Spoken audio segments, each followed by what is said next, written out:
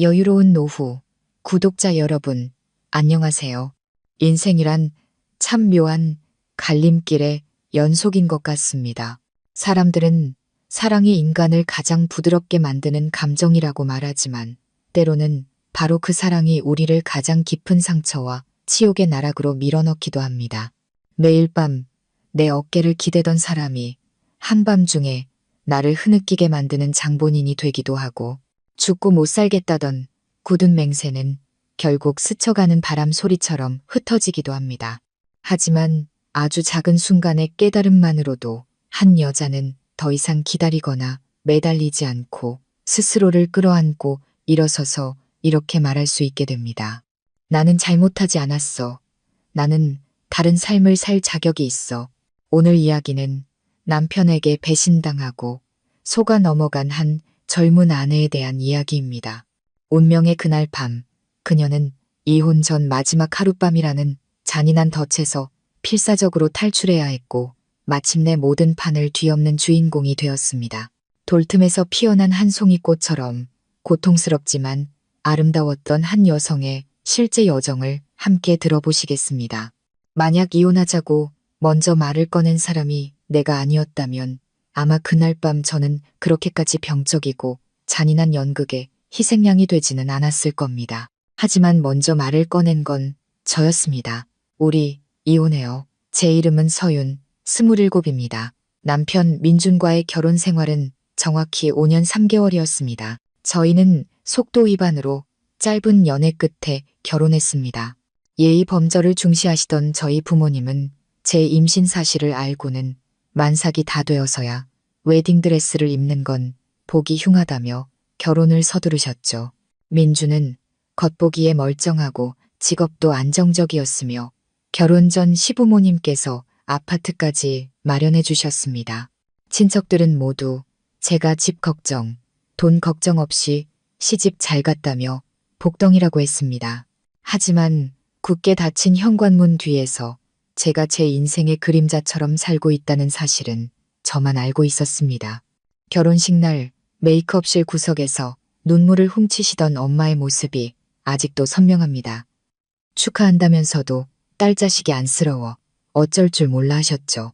결혼은 인생의 큰 도박이지만 사람 잘못 만나면 평생을 걸어도 만회할 수 없는 거란다. 엄마는 그렇게 말씀하셨습니다.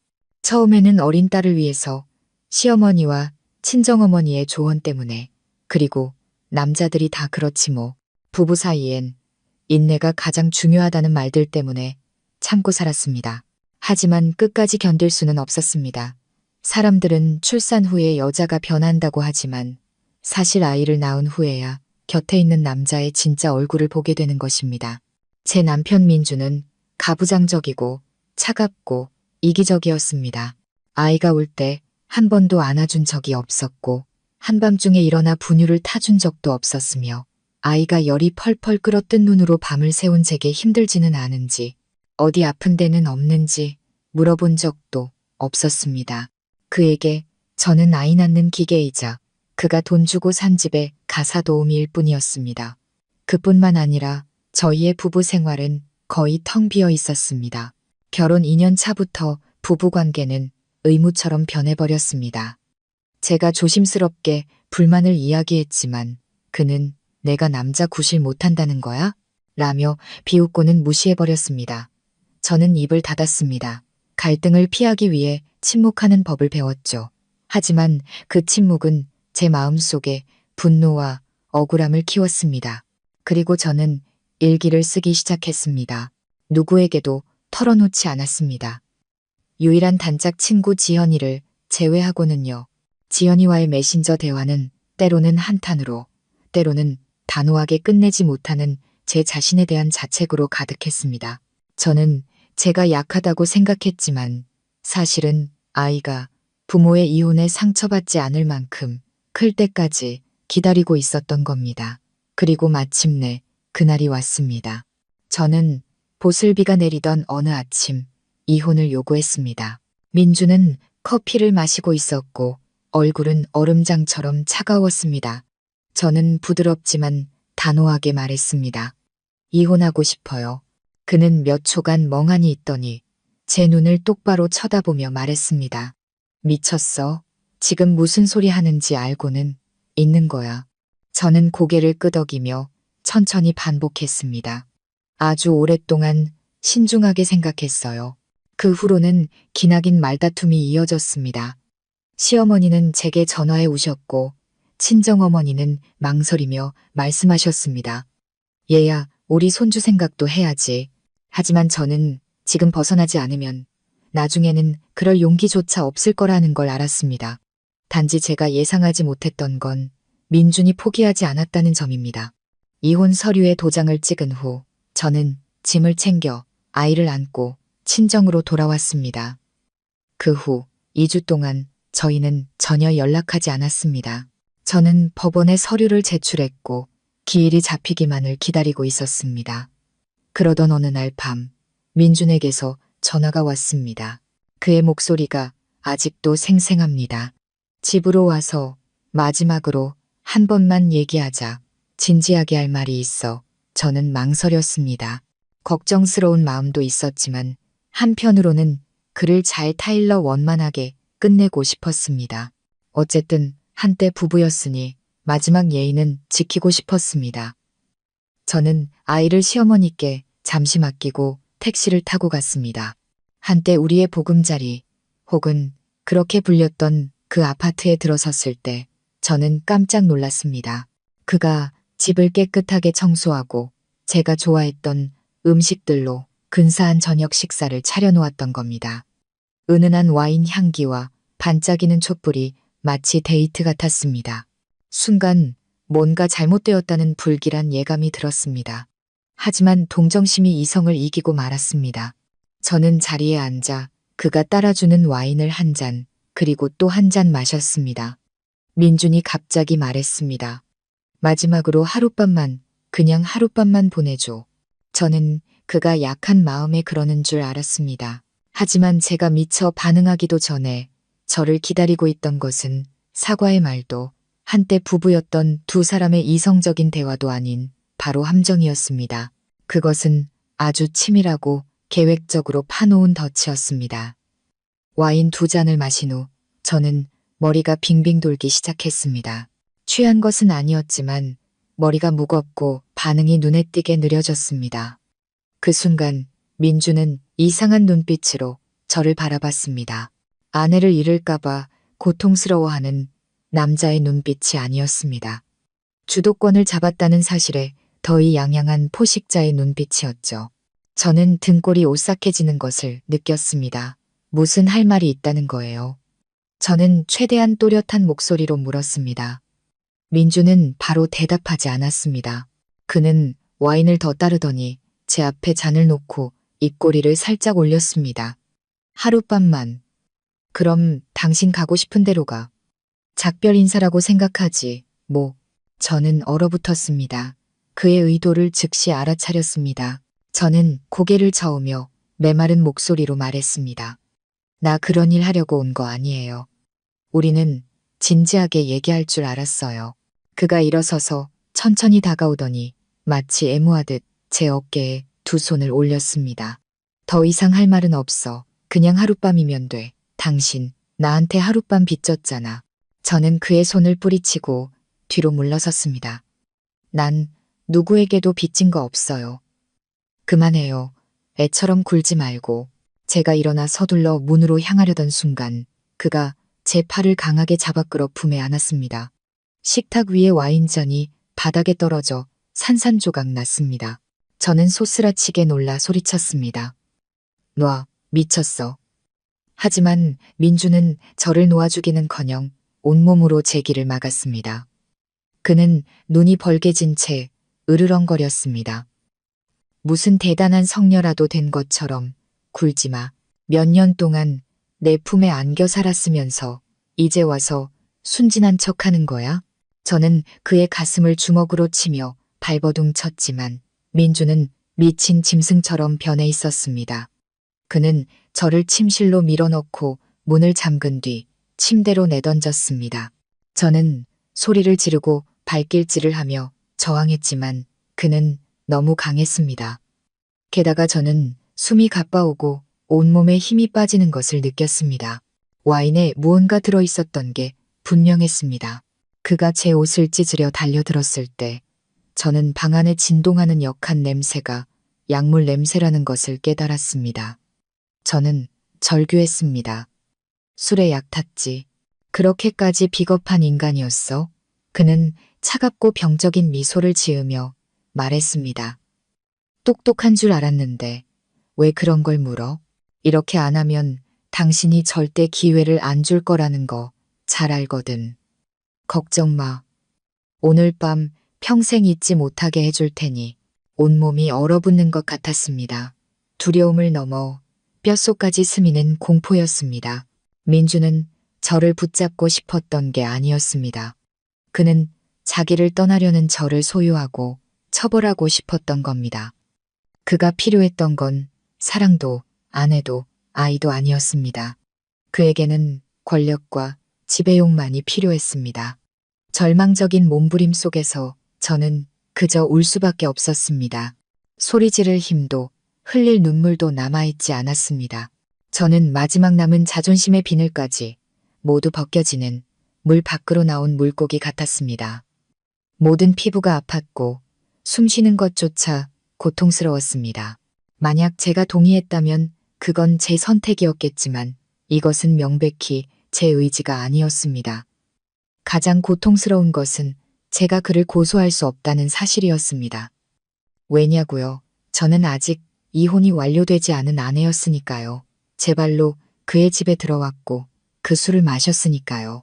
모든 것이 끝났을 때 저는 침대에 마비된 채 누워 있었습니다. 시계는 새벽 5시를 가리키고 있었습니다. 문틈으로 새어 들어온 빛이 제 창백하고 텅 빈 얼굴을 비췄습니다. 욕실에서 물소리가 들렸습니다. 그는 샤워를 하며 흥얼거리고 있었습니다. 저는 떨리는 몸을 일으켜 앉았습니다. 온몸에 가득한 멍과 상처, 그리고 말로 표현할 수 없는 치욕을 바라보았습니다. 저는 비틀거리며 밖으로 나가 바닥에 구겨져 있던 잠옷을 걸쳐 입었습니다. 그리고 마치 도망자처럼 그 집을 뛰쳐나왔습니다. 한때 평생의 안식처라고 믿었던 그 집을 말입니다. 저는 택시를 탈 용기도 없었습니다. 그저 달렸습니다. 그 지옥으로부터, 그리고 제 자신으로부터 도망쳤습니다. 제가 처음 멈춰 선 곳은 병원이었습니다. 저는 가명을 대고 마치 교통사고 환자처럼 응급실에서 기다렸습니다. 의사가 이유를 묻자 저는 고개를 숙인 채 말했습니다. 계단에서 굴렀어요. 너무 아파요. 검사 좀 해주세요. 진찰 후 의사는 다행히 깊은 상처는 없다고 했습니다. 약간의 멍과 찰과상은 충격으로 생길 수 있다고요. 하지만 제가 침묵하자 더 이상 묻지 않았습니다. 저는 기뻐해야 할지 슬퍼해야 할지 몰랐습니다. 증거가 없다면 그를 고소할 수 없으니까요. 하지만 증거가 있다 해도 저는 온갖 구설수에 휘말리게 될 겁니다. 곧 이혼할 아내가 전 남편 집에 찾아가 하룻밤을 보냈다. 잘못은 누구에게 있을까요? 저일까요? 아니면 이 사회일까요? 제가 병원을 나섰을 때 막 동이 트고 있었습니다. 도시가 깨어나고 사람들은 바쁘게 출근하고 있었습니다. 불과 몇 시간 전 한 여자의 육체와 인간에 대한 믿음이 산산조각 났다는 사실을 아는 사람은 아무도 없었습니다. 저는 생각했습니다. 무언가 해야만 한다. 이대로 넘어갈 수는 없다. 민준 같은 남자가 계속해서 뻔뻔하게 살아가도록 내버려둘 수는 없다. 달콤한 말 몇 마디와 약물 조금이면 여자를 굴복시킬 수 있다고 생각하게 둘 수는 없다. 폭력으로 복수할 필요는 없지만 진실은 밝혀져야만 한다. 그에게 평생 잊지 못할 교훈을 줘야 한다. 그날 온종일 저는 넋나간 사람 같았습니다. 친정집 제 방 침대에 쓰러져 있었습니다. 엄마가 몇 번이나 문을 두드리며 뭐라도 먹겠냐고 물으셨지만 저는 그저 아니오라고 대답하고 벽을 향해 돌아 누웠습니다. 딸아이가 방으로 들어와 저를 안더니 제 뺨에 멍을 보고는 천진하게 물었습니다. 엄마, 넘어졌어? 저는 어떻게 대답해야 할지 몰라 그저 아이를 품에 꼭 껴안았습니다. 놓치면 제가 산산조각 날 것처럼 꽉 안았습니다. 잠을 이룰 수 없었습니다. 눈을 감을 때마다 민준의 더이양양한 얼굴이 떠올랐습니다. 마치 오랫동안 기다려온 전리품을 짓밟듯 저를 꽉 조이던 그의 모습이 생생했습니다. 그는 저를 사랑한 게 아니었습니다. 그는 소유욕을 사랑했을 뿐입니다. 이 일을 제 인생의 다른 상처들처럼 잊어버릴 수는 없었습니다. 더 이상 약해져 있을 수만은 없었습니다. 침묵한다면 저는 명예뿐만 아니라 제 자신에 대한 존중마저 잃게 될 거라는 걸 알았습니다. 그리고 민준이 제게 한 번 그런 짓을 했다면 다른 여자에게도 똑같은 짓을 할 수 있었습니다. 저는 생각하기 시작했습니다. 그날 밤의 기억 조각들이 마치 길을 안내하듯 떠올랐습니다. 증거가 필요했습니다. 제가 가장 먼저 한 일은 단짝 친구 지연이에게 메시지를 보내는 것이었습니다. 제 이야기를 대충 들은 지연이는 충격에 빠졌습니다. 하지만 저처럼 지연이도 감정만으로는 민준 같은 남자를 처벌할 수 없다는 것을 이해했습니다. 그는 영리하고 직업도 안정적이며 아는 사람도 많습니다. 제가 아무 증거 없이 나서서 고발한다면 비웃음거리가 될 것은 저일 겁니다. 저는 지연이에게 물었습니다. 혹시 몰래카메라나 녹음기 설치해 줄 수 있는 기술자 아는 사람 있어? 지연이는 몇 분 뒤 답장을 보내왔습니다. 있어. 우리 사촌 오빠, 준호 오빠. 예전에 보안회사에서 일했었어. 완전 비밀 보장될 거야. 저는 다음 날 바로 준호 오빠를 만났습니다. 제 사정을 들은 그의 눈빛은 놀라울 정도로 진지해졌습니다. 민준처럼 지적이고 멀쩡해 보이는 남자가 그렇게 잔인한 짓을 저질렀다는 것을 아무도 상상하지 못했을 겁니다. 준호 오빠는 많이 묻지 않고 말했습니다. 필요한 거 있으면 도와줄게. 하지만 단단히 각오해야 해. 그놈이 알아채면 위험해질 수 있어. 저는 말을 끊었습니다. 이제 두렵지 않아요. 아무것도 하지 않으면 평생 비겁하게 살게 될까봐 그게 더 두려워요. 저는 친정집으로 돌아와 아이를 품에 안고 머릿속으로 계획을 세우기 시작했습니다. 민준이 썼던 것과 같은 더럽고 비열한 함정이 아닌 합법적이고 합리적이며 인간적인 덫. 그가 스스로를 고발하게 만들 것입니다. 저는 민준에게 짧은 메시지를 보냈습니다. 다시 생각해보니 내가 너무 성급했던 것 같아.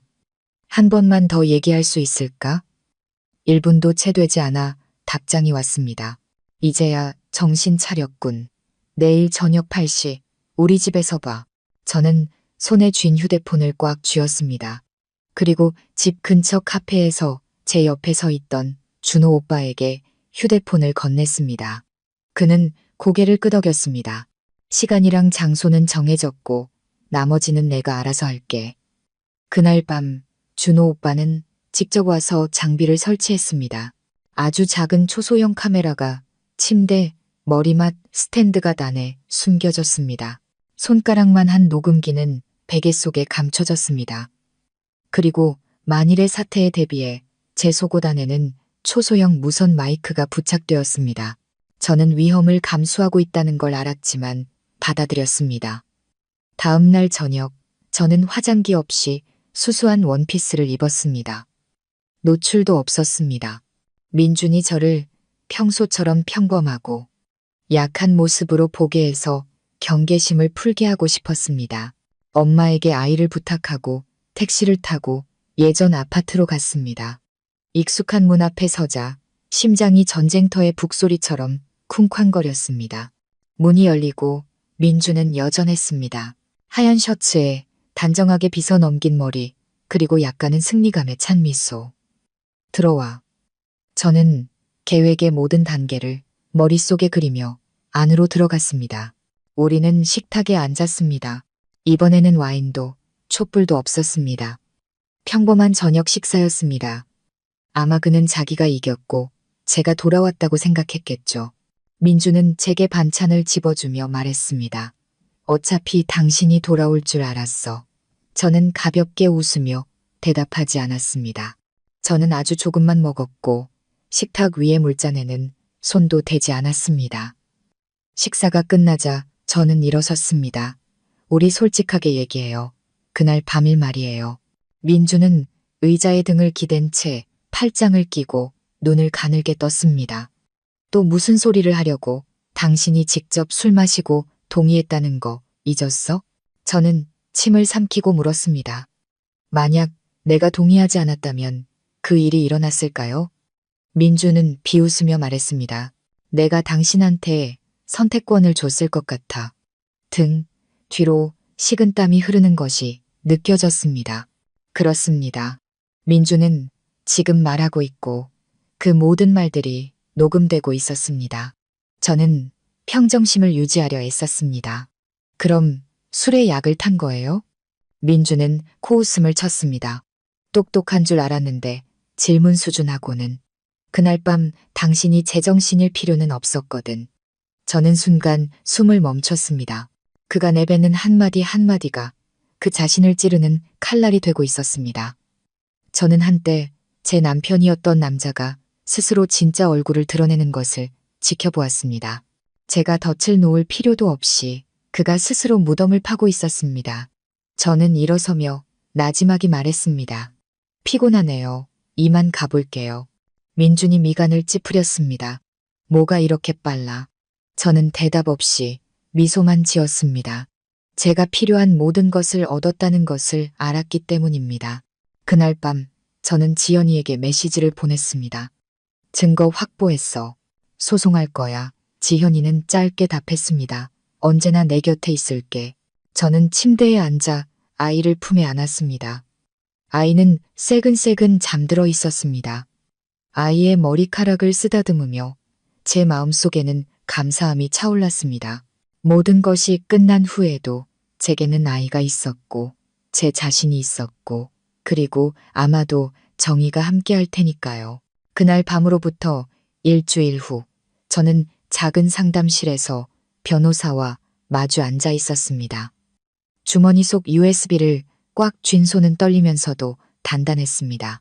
마치 수년간 한 이불을 덮고 자던 낯선이가 아닌 바로 그 사람과 벌이는 전쟁의 경계선에 서 있는 기분이었습니다. 변호사의 이름은 강소영, 40대 초반의 여성이었습니다. 눈빛은 날카로웠지만 목소리는 부드러웠습니다. 그녀는 제 말을 끊지 않고 끝까지 들어주었고 가끔 고개를 끄덕이며 메모했습니다. 제가 민준의 말이 담긴 녹음 파일과 영상을 담은 USB를 건네자 그녀는 한동안 침묵했습니다. 그리고 고개를 들어 저를 보며 부드럽게 말했습니다. 이 증거들이면 민사소송을 제기하기에 충분해요. 하지만 마음의 준비는 하셔야 합니다. 여론은 두 갈래로 나뉠 거예요. 서윤 씨를 보호하려는 쪽과 왜 이제 와서 그러냐, 합의해놓고 이제 와서 억울하다고 하냐, 부부 사이에 뭘 그렇게까지 하냐며 비난하는 쪽으로요. 저는 고개를 들며 잠긴 목소리로 말했습니다. 알아요. 하지만 더 이상 침묵할 수 없어요. 민준 씨가 저지른 일에 대한 대가를 치르게 하고 싶어요. 제 딸이 나중에 자라서 남자는 자기 여자를 상처 입혀도 아무렇지 않다고 생각하며 살게 하고 싶지 않아요. 강 변호사는 저를 한참 바라보더니 고개를 끄덕였습니다. 그럼 시작하죠. 그 주에 바로 강 변호사는 모든 증거 서류를 갖춰 법원에 소장을 제출했습니다. 동시에 민준의 강압적인 행위에 대해 수사기관과도 협력했습니다. 법적으로 이는 혼인관계 내 성폭행에 해당하며 한국에서는 매우 민감하고 처리하기 어려운 문제였습니다. 하지만 민준의 녹취록에는 제가 동의하지 않는다고 분명히 말한 내용이 있었습니다. 그럼에도 그는 약물을 사용하여 의도적으로 범행을 저질렀습니다. 하지만 저는 모든 사람이 여자의 말을 믿어주지 않는다는 것을 알고 있었습니다. 예상은 빗나가지 않았습니다. 시댁에서 소식을 들은 지 3일 후 시어머니는 아침 9시에 저희 엄마에게 전화를 걸었습니다. 제가 아이에게 밥을 먹이고 있을 때였습니다. 엄마는 마당으로 나가 전화를 받으셨습니다. 돌아오셨을 때 엄마는 아무 말도 하지 않았지만 눈시울이 붉어져 있었습니다. 저는 밥그릇을 내려놓고 다가갔습니다. 엄마, 뭐라고 하셔? 엄마는 의자에 앉아 한숨을 쉬셨습니다. 네가 아주 요망한 년이라고, 배은망덕한 며느리라고 하시는구나. 이혼 서류에 도장 다 찍었으면서 왜 다시 들러붙냐고, 제 발로 함정에 빠져놓고 왜 온 가족을 끌어들이냐고 하시더라. 돈 뜯어내고 싶으면 차라리 솔직하게 말하지, 왜 집안 망신시키는 짓을 하냐고. 심장에 깊은 구멍이 뚫리는 것 같았습니다. 그 한마디 한마디가 제 얼굴을 핥히는 듯 했습니다. 엄마의 눈에 눈물이 고였습니다. 네가 그동안 얼마나 고생했는데 어떻게 그런 말을 할 수가 있니? 저는 주먹을 꽉 쥐었지만 아무 말도 하지 않았습니다. 울지 않았습니다. 이제 눈물은 더 이상 고통을 덜어주지 못했습니다. 행동만이 저를 구할 수 있었습니다. 그날 오후 민준에게서 문자가 왔습니다. 그렇게 사는 거 비겁한 거야. 역시 속 좁고 뒤끝 있는 여자는 어쩔 수 없군. 저는 그 문자를 잠시 바라보다가 답장 없이 삭제했습니다. 하지만 다음 날 저녁 시어머니가 직접 집으로 찾아왔습니다. 마당에 서서 날카로운 목소리로 외쳤습니다. 서윤아, 나와라. 확실하게 얘기 좀 하자. 엄마가 먼저 나가 정중하게 말씀하셨습니다. 사부인, 집 안으로 들어와서 말씀하시죠.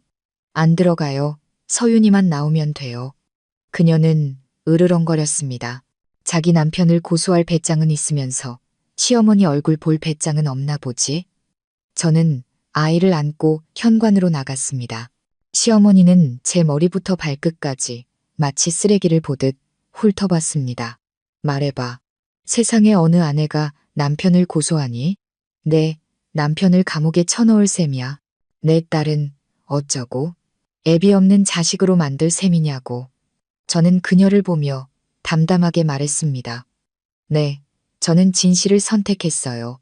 제 딸이 나중에 커서 아무리 아빠라도 절대 넘어서는 안 될 선이 있다는 걸 알았으면 좋겠어요. 그녀가 눈을 부릅떴습니다. 똑똑히 들어도 일 더 크게 만들면 내가 널 무고죄로 역고소할 거야. 우리 집 변호사 살 돈은 넘쳐나니까. 저는 희미하게 웃었습니다. 그렇게 하세요. 누가 진실의 빛을 감당하지 못할지 지켜보죠. 그녀는 순간 흠칫하더니 몸을 돌려 떠나며 한마디를 잊지 않았습니다. 너 같은 여자는 아무도 안 데려간다는 거. 명심해.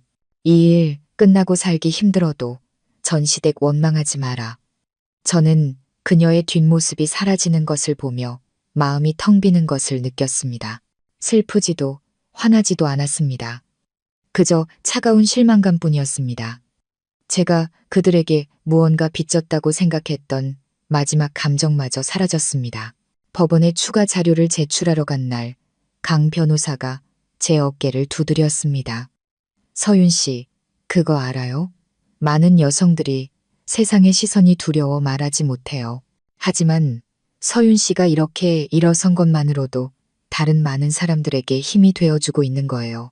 포기하지 마세요. 저는 그녀를 보며 며칠 만에 처음으로 진심으로 미소 지었습니다. 포기 안 해요, 변호사님. 저는 잘못한 게 없으니까요. 저는 결심했습니다. 이것은 더 이상 저만의 문제가 아니었습니다. 가족이라는 두 글자 때문에 입을 막고 사회의 비난이 두려워 목소리를 잃어야 했던 모든 여성들의 이야기였습니다. 저는 제 인생 이야기의 첫 번째 주인공으로서 더 이상 침묵하지 않을 것입니다. 저는 무거운 심장과 떨리는 발걸음으로 법정에 들어섰습니다. 두려워서가 아니었습니다. 오늘 이후로 과거로 통하는 모든 문이 완전히 닫힐 것이라는 걸 알았기 때문입니다. 상처든 희망이든 더 이상 돌아갈 곳은 없었습니다. 강 변호사가 서류 가방을 들고 제 옆에서 걸으며 작게 말했습니다. 오늘은 예비 신문이에요. 주로 초기 진술을 듣고 사실 관계를 확인하는 자리죠. 하지만 민준 씨 쪽 변호사가 불리한 주장을 펼치면 빠르게 대응해야 해요. 제게서 눈 떼지 마세요. 저는 고개를 끄덕이고 깊은 숨을 들이쉰 뒤 법정 안으로 똑바로 걸어 들어갔습니다. 민주는 일찍 와 있었습니다.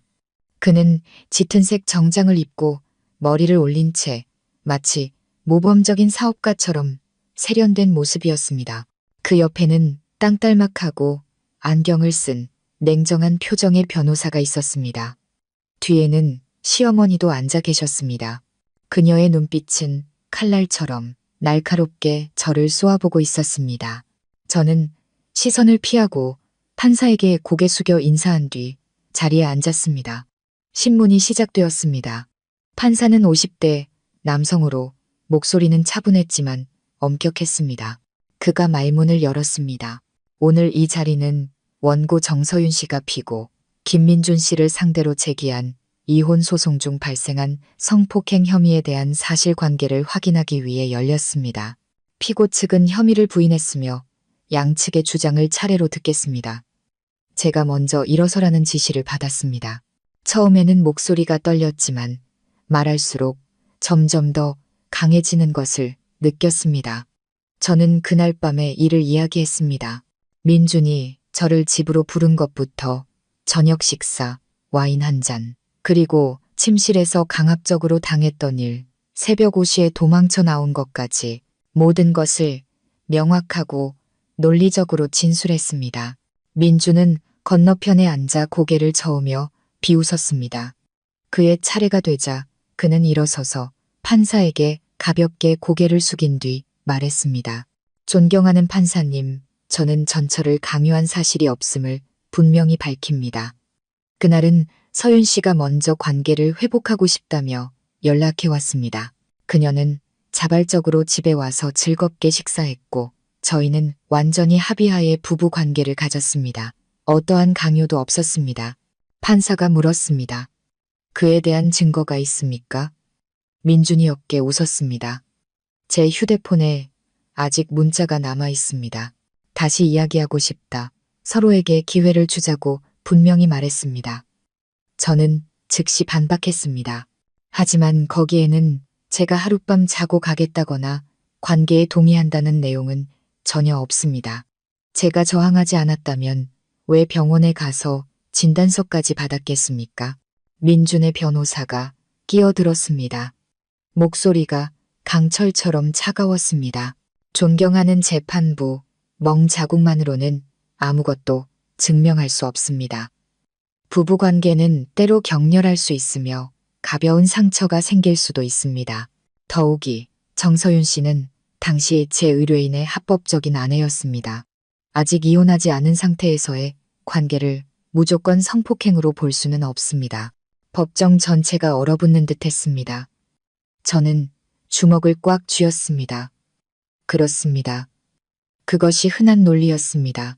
부부 사이에 어떻게 강간이 성립되느냐는 것. 저는 고개를 들고 차분하게 말했습니다. 부부도 인간이고 거부할 권리가 있습니다. 저는 싫다고 말했습니다. 그는 그럼에도 강행했습니다. 이것이 강요가 아니면 무엇입니까? 판사가 강 변호사 쪽으로 고개를 돌렸습니다. 새로운 증거를 제출하시겠습니까? 강 변호사가 즉시 일어섰습니다. 존경하는 재판부, 저희에게는 그날 밤 녹음된 음성 및 영상 증거가 있습니다. 그 안에는 제 의뢰인이 신체적으로 억압당하는 상황과 피고가 음료에 약물을 탔다고 스스로 인정하는 내용이 담겨 있습니다. 법정은 쥐 죽은 듯 조용해졌습니다. 민준이 벌떡 일어섰습니다. 저 여자가 함정을 팠습니다. 사생활을 침해하는 카메라를 설치했다고요. 판사가 의사봉을 두드렸습니다. 정숙, 강 변호사는 여전히 평온했습니다.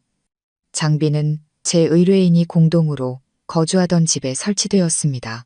당시 정서윤 씨는 합법적으로 출입할 권리가 있었습니다. 녹음은 상업적 목적이 아니었고 유포되지 않았으며 오직 법정 증거로만 사용되었습니다. 저희는 민사소송법을 철저히 준수했습니다. 민주는 말을 더듬기 시작했습니다. 뒤에 앉아있던 시어머니가 벌떡 일어섰습니다.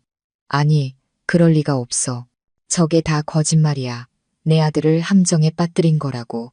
판사가 미간을 찌푸렸습니다. 법정에서는 조용히 해주시기 바랍니다. 저는 시어머니를 보았습니다. 그녀의 눈에는 명백한 충격이 서려 있었습니다. 그녀는 믿지 못했습니다. 그녀가 그토록 자랑스러워하던 아들이 여자를 강압적으로 대하고 심지어 사전에 계획까지 세웠다는 사실을 믿을 수 없었던 겁니다. 강 변호사가 계속해서 진술했습니다. 녹음 파일의 일부가 재생되었습니다. 방 안의 모든 사람이 민준의 오만한 목소리를 들을 수 있을 만큼 충분했습니다. 네가 동의 안 할 줄 알아서 내가 미리 준비해놨지. 오늘 밤 내가 제정신일 필요는 없거든.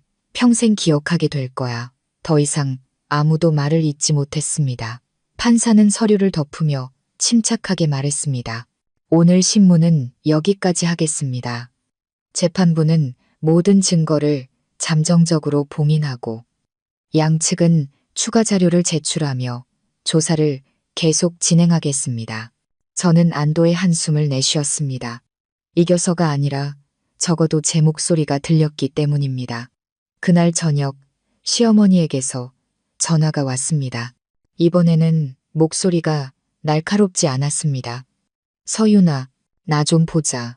만약 이게 정말 사실이라면 내가 미안하다. 저는 가만히 앉아 있었습니다. 마침내 누군가는 누가 옳고 그른지 깨닫기 시작한 것입니다. 하지만 저는 바로 대답하지 않았습니다. 이 싸움은 아직 길다는 것을 알았기 때문입니다. 민주는 아직 패배를 인정하지 않았고 저 또한 한 발짝도 물러설 생각이 없었습니다. 예비신문 3일 후 저는 보이지 않는 파도가 밀려오는 것을 느끼기 시작했습니다. 마치 폭발 직전 화약 냄새처럼 음습한 기운이었습니다. 법원도 수사기관도 아닌 바로 소셜미디어에서였습니다.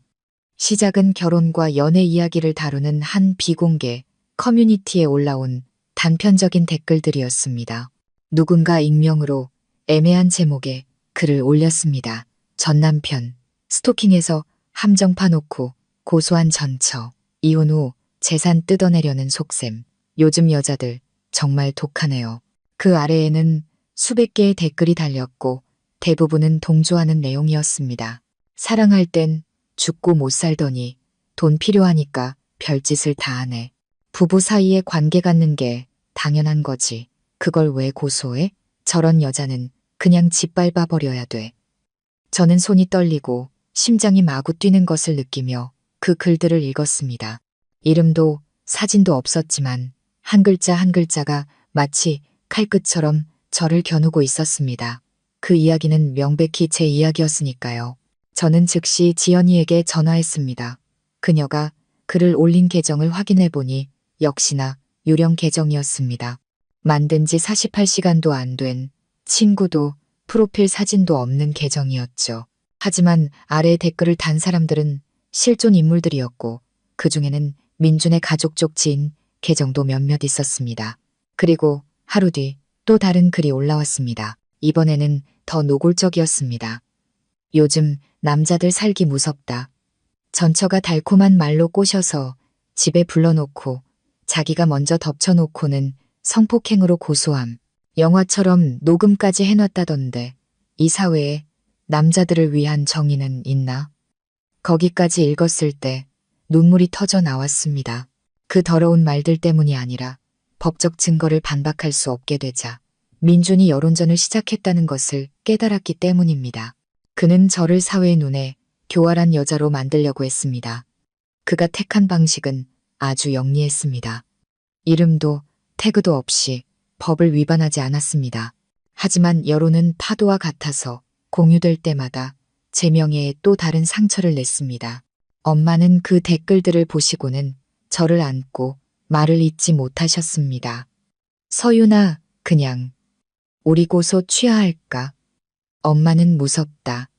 저는 고개를 저었습니다. 목소리는 잠겨 있었지만 눈빛은 더 이상 흐릿하지 않았습니다. 엄마, 지금 내가 물러서면 내가 잘못했다는 걸 인정하는 꼴이 돼요.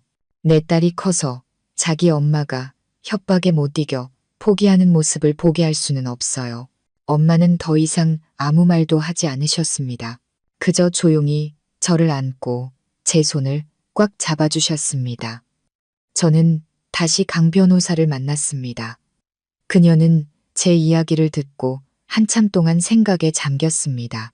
마침내 그녀가 물었습니다. 혹시 첫 번째 녹음 파일 아직 가지고 계시죠? 민준 씨가 약물과 평생 기억하게 해주겠다는 말을 분명히 한 그 부분이요. 저는 고개를 끄덕였습니다. 가지고 있지만 법정에서는 일부만 공개했어요. 강 변호사는 칼날처럼 날카로운 눈빛으로 저를 보았습니다. 이제 나머지 부분을 공개할 때가 됐어요. 하지만 보복이 아니라 투명성을 위해서요. 서윤 씨가 허락한다면 그 음성 파일을 공신력 있는 언론사에 법적 검토 내용과 함께 제보하겠습니다. 기사가 나가면 여론은 바뀔 거예요. 저는 잠시 침묵하다가 고개를 끄덕였습니다. 저는 유명해지거나 복수하려고 이러는 게 아니에요. 오직 정의를 위해서 하는 겁니다. 3일 후 한 대형 언론사 홈페이지 메인에 기사가 실렸습니다. 자극적인 제목도 과장도 없이 그저 젊은 여성 재결합 제안한 전 남편에게 성폭행당했다. 주장. 충격적인 녹취 증거라는 제목이었습니다. 기사에는 합법적으로 편집된 음성 파일 일부가 포함되어 있었습니다. 이름은 가려지고 목소리는 변조되었지만 내용은 부인할 수 없었습니다. 내가 널 제정신으로 놔둘 것 같아. 약 탔어. 오늘 밤 여기서 도망칠 수 있을 것 같아. 그리고 사건에 대한 과장이나 감정적인 묘사 없이 정확하고 사실적인 내용이 담겨 있었습니다. 이번에 기사 아래에 달린 댓글은 전혀 다른 물결이었습니다. 진짜 역겹다. 저런 남편은 감옥에 가야 해. 아직도 여자가 꾸며낸 이야기라고 말할 사람이 있을까? 읽기만 해도 소름 끼친다. 아내분이 너무 안쓰럽다. 끈질긴 비방에 시달린 지 며칠 만에 저는 여론이 제정신을 차리기 시작하는 것을 느꼈습니다. 그리고 민준에게서 다시 전화가 왔습니다. 그의 목소리는 쉬어 있었습니다. 그만해. 원하는 게 뭐야? 돈이야? 줄 수 있어. 저는 담담하게 말했습니다. 내가 잃은 게 돈이라고 생각해요? 나는 명예를, 평화를, 그리고 믿음을 잃었어요. 이제 당신이 뭘로 갚을 수 있죠? 그는 침묵하더니 전화를 끊었습니다.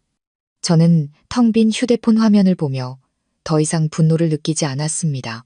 마치 마음속에 있던 큰 돌덩이가 내려앉은 듯 가벼워졌습니다. 다음 날 민준의 변호사에게서 화해를 요청하는 내용 증명이 왔습니다. 제가 고소를 취하하는 대가로 그의 공개적인 사과와 명예훼손에 대한 보상금, 그리고 재발 방지 약속을 제안했습니다. 저는 강 변호사에게 한 가지만 물었습니다. 제가 고소를 취하하면 이 사건은 기소되지 않나요? 강 변호사가 고개를 저었습니다. 성폭행 사건은 피해자의 의사와 상관없이 기소될 수 있습니다. 특히 약물을 사용한 명백한 강제 정황이 있다면 검찰이 독립적으로 수사를 진행할 수 있습니다. 저는 고개를 끄덕였습니다. 제가 무엇을 해야 할지 알았습니다. 돈도 사과도 필요 없었습니다. 저는 진실이 끝까지 밝혀지기를 바랐습니다. 정식 재판일은 7월의 어느 아침으로 정해졌습니다. 타는 듯한 햇볕이 뜨거운 아스팔트 위에서 아른거렸습니다. 마치 전투를 앞둔 제 마음 같았습니다. 저는 하얀 셔츠에 검은 바지를 입고 머리는 단정하게 묶었습니다. 화장은 하지 않았습니다. 거울 앞에 서서 한참 동안 제 자신을 바라보았습니다.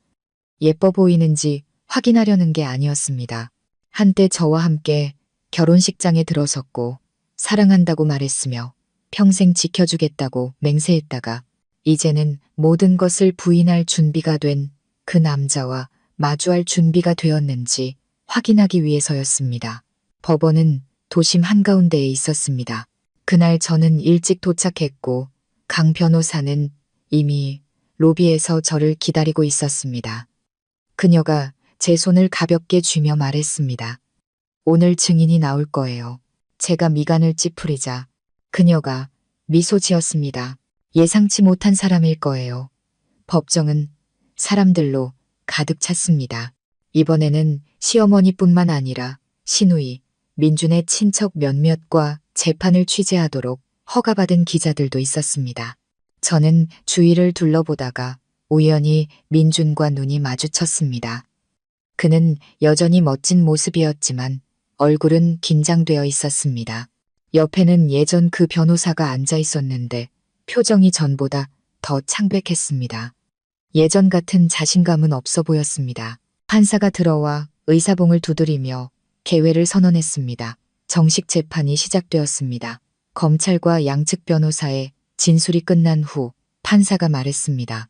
오늘 재판에는 이 사건에 대해 자발적으로 증언을 신청한 특별 증인이 출석했습니다. 증인은 입장해 주십시오. 방청석의 모든 사람이 뒤를 돌아보았고 저도 돌아보다가 그 자리에 얼어붙었습니다. 짙은색 정장을 입은 한 여성이 들어왔습니다. 날씬한 몸매에 단발머리, 낯설지 않은 얼굴이었습니다. 민준의 전 여자친구였습니다. 저는 그녀를 똑똑히 기억했습니다.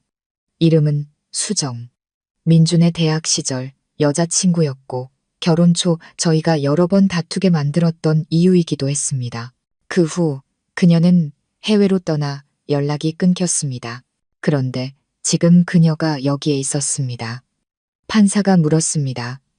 증인은 신원과 피고와의 관계를 밝혀주십시오. 수정은 법정 중앙에 서서 또렷한 목소리로 말했습니다. 제 이름은 박수정입니다. 저는 김민준 씨와 3년간 연인 관계였습니다. 제가 과거에 비슷한 행위의 피해자였기 때문에 증언을 신청했습니다. 법정이 웅성거렸습니다. 민준의 얼굴이 하얗게 질렸습니다. 판사가 의사봉을 두드리며 정숙을 요청했습니다. 그리고 수정에게 계속하라고 손짓했습니다. 존경하는 재판부, 교제 기간 중 저는 김민준 씨가 음료에 탄 약물을 마신 적이 있습니다. 그 후 저는 아무것도 기억하지 못한 채 온몸에 멍이 든 상태로 깨어났습니다. 당시에는 서로 사랑하는 사이였고 그저 연인 간의 일이라고 생각해 고소하지 않았습니다. 하지만 최근 언론에서 정서윤 씨의 사건을 접하고 더 이상 침묵할 수 없었습니다. 저는 당시 혈액에서 약물 성분이 검출되었다는 진단서 사본을 아직 가지고 있습니다. 제출할 준비가 되어 있습니다. 저는 숨을 멈췄습니다. 법정은 무서울 정도로 조용해졌습니다. 민준이 벌떡 일어나 소리쳤습니다. 거짓말이야. 옛날 여자친구가 이제 와서 날 망치려고 하는 거잖아. 당신들 전부 짜고 치는 거지? 판사가 엄하게 말했습니다. 피고는 자리에 앉으시오. 증인을 모욕하는 행위는 추가로 처벌받을 수 있습니다.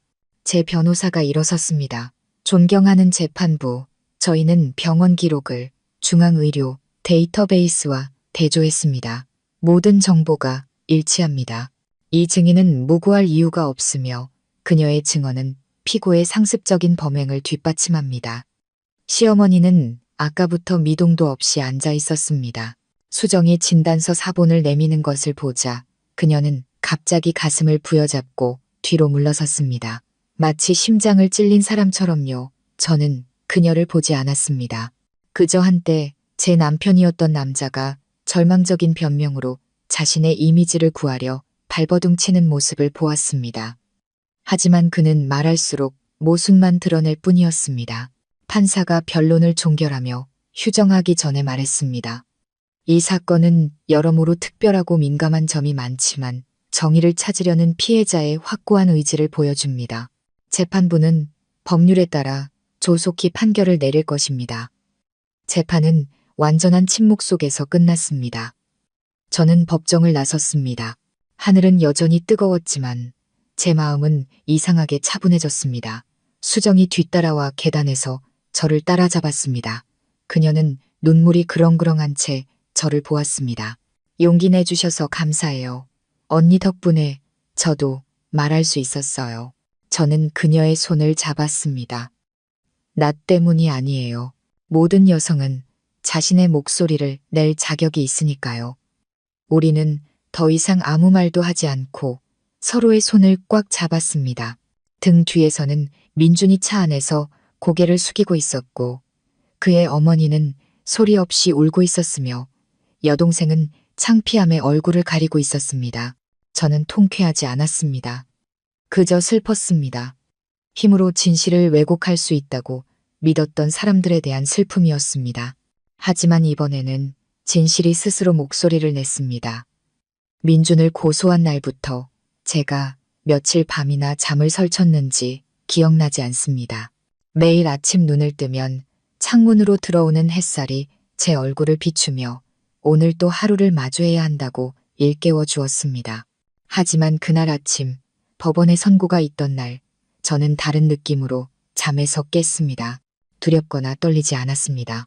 마치 오랫동안 폭풍우 속에서 헤엄치다가 마침내 묻을 발견한 것처럼 마음이 가벼웠습니다. 재판은 생각보다 빨리 진행되었습니다. 모든 증거는 명확했습니다. 저와 민준의 전 여자친구였던 수정의 증언, 그리고 녹음 파일, 영상, 병원 기록까지 더 이상 다툴 여지가 없었습니다. 민준은 판결 전 마지막 진술 기회를 얻었습니다. 그는 일어섰습니다. 잠을 못 자 퀭한 얼굴의 눈은 푹 꺼져 있었습니다. 하지만 그의 말 한마디 한마디에서는 아직 채 떨어지지 않은 오만함이 느껴졌습니다. 술에 약물을 탄 것은 제 잘못임을 인정합니다. 하지만 그것이 범죄가 될 것이라고는 생각하지 못했습니다. 저와 서윤 씨는 한때 부부였고 저희 사이에는 아이도 있습니다. 저는 단지 마지막 기회를 원했을 뿐이고 방법을 잘못 선택했을 뿐입니다. 부디 특별한 가족 상황을 고려하여 선처해 주시길 바랍니다. 저는 놀라지 않았습니다.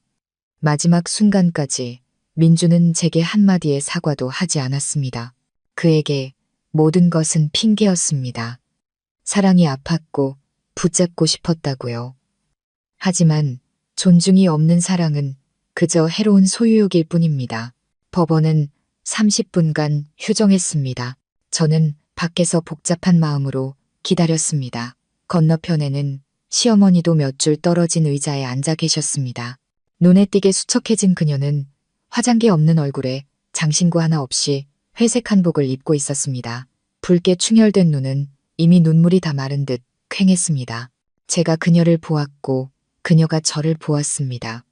아무도 아무 말도 하지 않았습니다. 재판부가 다시 들어왔을 때 법정의 모든 사람이 숨을 죽였습니다. 판사가 일어서서 판결문을 낭독했습니다. 2015년 형법 및 개정안의 관련 조항, 그리고 본 사건의 기록과 재판 진행 상황에 근거하여 피고 김민주는 약물을 사용하여 타인의 의사에 반하는 성적 행위를 강요한 사실이 인정됩니다. 그는 잠시 말을 멈췄다가 단호하게 말했습니다. 이에 재판부는 피고 김민준에게 징역 3년을 선고하며 피해자에 대한 공개 사과와 법률에 따른 명예 및 정신적 손해배상을 명합니다. 안도의 한숨소리가 들렸지만 박수 소리도 환호성도 없었습니다.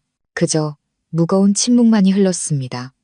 마치 하나의 문이 닫히고 또 다른 문이 열리기 시작하는 순간처럼요. 민주는 고개를 숙였고 두 손을 꽉 쥐고 있었습니다. 저는 화나지도 동정심이 들지도 않았습니다. 그저 안타까웠습니다. 만약 그가 조금만 더 귀를 기울이고 멈춰야 할 때를 알았더라면 이렇게까지 되지는 않았을 텐데. 제가 법정을 나섰을 때 비가 내리고 있었습니다. 저는 처마 밑에 서서 차가운 빗방울이 얼굴을 때리도록 내버려 두었습니다. 마치 그동안 저를 올가매던 모든 모진 기억들을 씻어내려는 듯이요. 시어머니가 우산 하나를 들고 다가왔습니다. 그녀는 모자도 쓰지 않아 머리가 젖어 있었고 어깨는 떨리고 있었습니다. 서윤아, 제가 돌아보자 그녀는 아무 말 없이 한참 동안 저를 바라보다가 가방에서 작은 비닐봉지를 꺼냈습니다. 그 안에는 낡은 사진 한 장이 있었습니다. 저와 민준, 그리고 딸아이의 돌잔치 사진이었습니다. 셋 다 웃고 있었습니다. 저는 하얀 원피스를 입고 아이를 안고 있었고 민주는 뒤에서 제 어깨를 감싸고 있었습니다. 그때 그의 눈빛은 정말로 아빠의 눈빛이었습니다. 그녀가 제게 사진을 건넸습니다. 네가 간직하렴. 저는 무슨 말을 해야 할지 몰랐습니다. 내가 평생 내 아들 편만 들었는데 내 아들이 그렇게 비겁한 놈인 줄은 몰랐다. 저는 가만히 서 있었습니다. 그녀가 말을 이었습니다. 용서해달라고 온 거 아니야. 침묵하지 않아줘서 고맙다고 말하러 왔어. 내 덕분에 내 아들이 어떤 놈인지 똑똑히 봤다. 안 그랬으면 나중에 다른 사람한테 더 큰 애를 끼쳤을지도 몰라. 우리 손주가 너무 안쓰럽다. 가끔이라도 아이를 보게 해줄 수 있겠니? 눈물이 흘렀습니다. 그 말이 너무 감동적이어서가 아니었습니다. 그 어머니 역시 자신의 잘못은 아니지만 침묵과 맹목적인 믿음, 그리고 진실을 외면한 채 아들 편만 들었던 세월에 대한 속죄를 하고 있다는 것을 이해했기 때문입니다. 저는 고개를 끄덕였습니다. 할머니를 막지는 않을게요. 다만 아이에게 사실과 다른데도 아빠가 좋은 사람이었다고 믿게 하지는 말아주세요. 시어머니는 고개를 숙이며 잠긴 목소리로 말했습니다. 약속하마. 우리는 쏟아지는 비 속에서 더 이상 아무 말도 없이 서 있었습니다. 그날 저녁 친정집에 돌아오니 딸아이가 달려와 저를 안았습니다. 엄마, 하루 종일 어디 갔었어? 내 사탕 사왔어. 저는 몸을 숙여 딸의 뺨에 입을 맞췄습니다. 엄마, 정희를 찾으러 갔었어. 이제 돌아왔어. 여기 사탕. 아이는 이해하지 못했지만 눈을 반짝였습니다. 저는 아이를 품에 안고 부드러운 머리카락 위로 눈물을 떨궜습니다. 저는 속삭였습니다. 엄마가 약속할게. 이제 아무도 널 아프게 하지 않을 거야. 내 아빠라도 말이야. 재판이 끝나고 3개월 후 제 삶은 새로운 궤도에 들어섰습니다. 더 이상 악몽과 불안 속에서 아침을 맞이하지 않았습니다. 저는 일찍 일어나 아이의 아침을 차려주고 아이가 유치원에 가면 친정집 골목 어귀에 막 문을 연 작은 빵집으로 돌아왔습니다. 빵집 이름은 마음 한 조각입니다. 제게 빵을 만드는 것은 영혼을 치유하는 과정이었기 때문입니다. 오븐에서 향긋하게 부풀어 오르는 빵, 손으로 정성껏 바르는 크림 하나하나가 과거를 뒤로하고 내일에 대한 희망을 품는 순간이었습니다. 손님은 대부분 동네 사람들이었습니다. 공장에서 일하는 아주머니들, 젊은 선생님들, 그리고 장사 나가기 전 마늘빵을 사러 들르는 노점상 아주머니들까지요. 그들은 말이 없고 항상 부드럽게 웃으며 빵이 늘 신선하다는 이유로 저를 좋아했습니다. 저는 이 평범한 삶의 매 순간을 소중히 여겼습니다.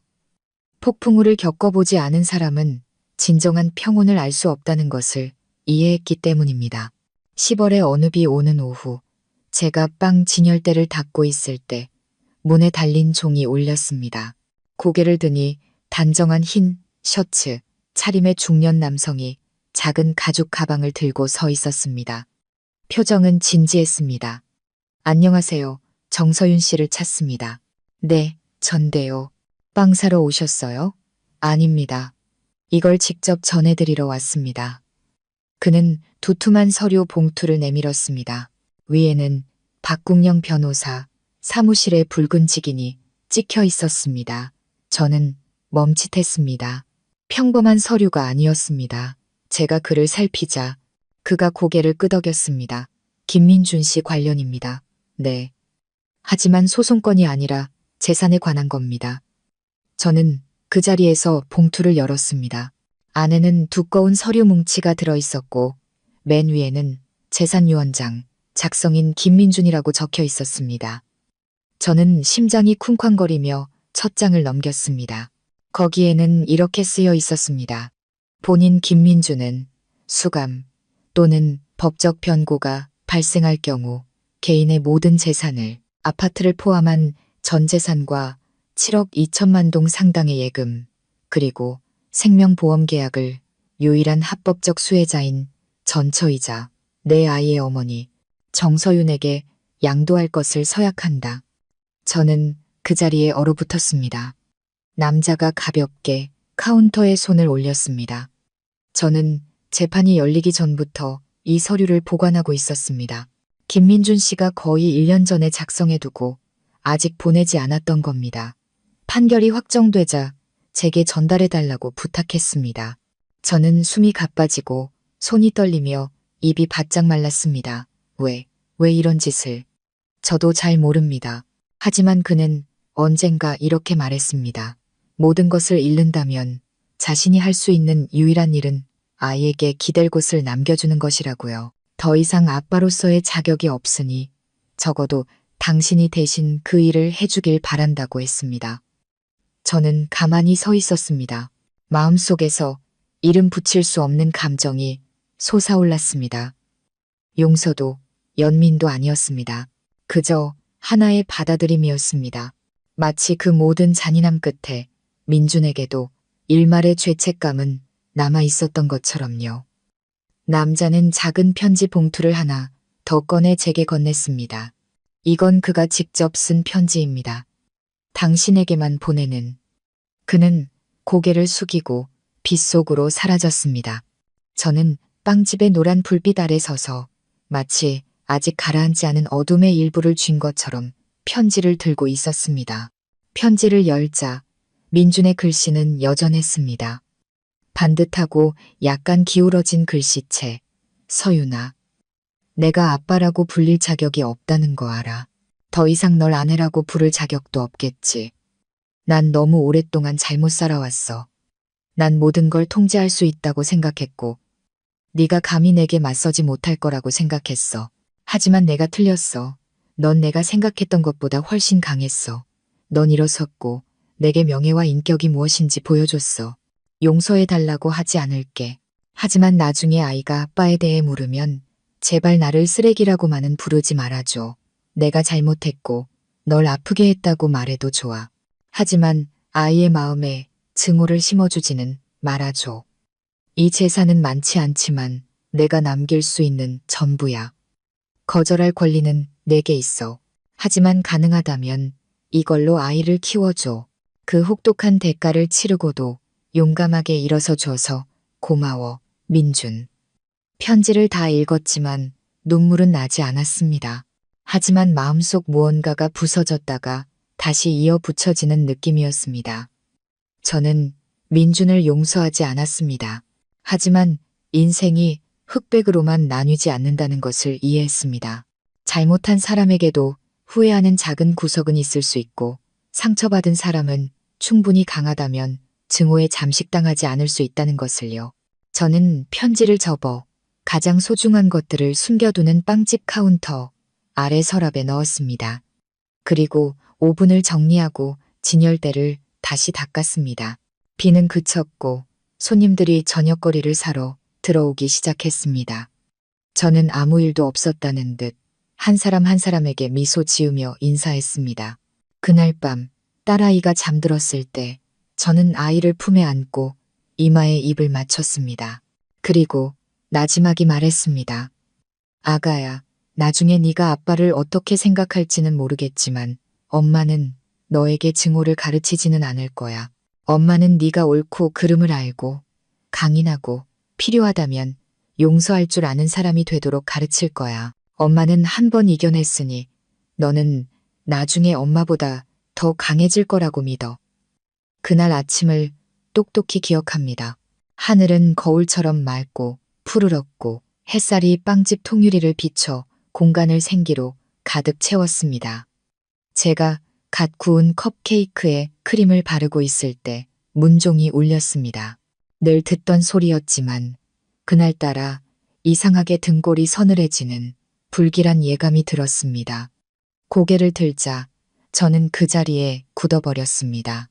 25살쯤 되어 보이는 젊은 여성이 옅은 베이지색의 펑퍼짐한 인부복을 입고 있었습니다. 머리는 단정하게 묶고 가벼운 화장을 한 작고 아담한 체구였지만 배는 6, 7개월은 되어 보였습니다. 손에는 부드러운 가죽 핸드백을 들고 입가에는 알 수 없는 미소를 띠고 있었습니다.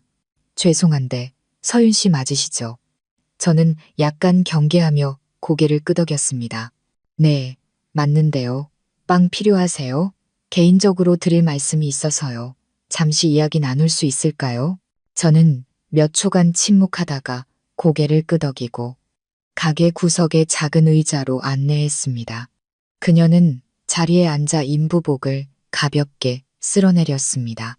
그리고 숨을 내쉬며 제 눈을 똑바로 쳐다봤습니다. 제 이름은 다은이에요. 민준 씨와 언니가 별거하던 시기에 만났어요. 저는 가만히 있었습니다. 언니가 그 사람과 이혼한 것도, 고소한 것도, 재판까지 전부 알고 있어요. 따지러 온 거 아니에요. 중요한 이야기를 하러 왔을 뿐이에요. 저는 평정을 유지하며 말했습니다. 말씀하세요. 그녀는 가방에서 제가 얼마 전 받았던 것과 똑같은 봉투를 꺼냈습니다. 모퉁이에는 박국영 변호사 사무실의 직인이 찍혀 있었습니다. 이건 민준 씨가 재판 전에 7개월 전에 제게 보냈던 또 다른 유언장 사본이에요. 거기에는 수혜자가 제 뱃속의 아이로 되어 있어요. 저는 몸이 굳었습니다. 그녀는 선명하게 복사된 종이를 꺼내 보였습니다. 아래에는 민준의 서명이 그대로 있었고 내용은 제가 받은 것과 비슷했습니다. 하지만 수혜자란에는 미출생 아들 김다은과 김민준의 자녀라고 명시되어 있었습니다. 저는 다은을 똑바로 쳐다보았습니다. 민준 씨가 유언장을 2개 남겼다는 건가요? 다은 이 고개를 끄덕였습니다. 아마 시점이 다른 2개의 유언장을 작성한 것 같아요. 하나는 전처인 언니에게, 다른 하나는 자신의 아이, 제 뱃속의 아이에게요. 언니에게는 무슨 말을 했는지 모르겠지만 제게는 그랬어요. 만약 언니와의 일이 잘못되면 이 아이가 자신이 남길 수 있는 유일한 흔적이라고요. 저는 주먹을 꽉 쥐었습니다. 다은의 말 한마디 한마디가 제 목을 조르는 것 같았습니다. 화를 내야 할지, 슬퍼해야 할지, 아니면 비웃어야 할지 몰랐습니다. 제가 물었습니다. 원하는 게 뭐예요? 다은이 저를 보며 목소리를 낮췄습니다. 재산을 달라고 온 게 아니에요.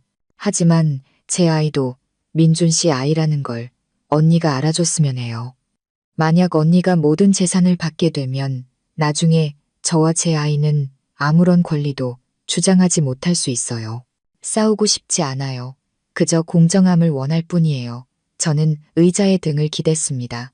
문틈으로 불어온 바람에 머리카락이 헝클어졌습니다. 모든 것이 끝났다고 생각했는데 이제는 이전보다 더 큰 균열이 생겨나고 있었습니다. 저는 천천히 다시 물었습니다. 그 아이가 정말 민준 씨 아이라는 거 확실해요? 다은은 눈도 깜빡이지 않고 고개를 끄덕였습니다. 출산 후에 DNA 검사할 수 있어요. 거짓말 아니에요. 제가 여기 오면 미움받고 끼어든 여자로 보일 거라는 거 알아요.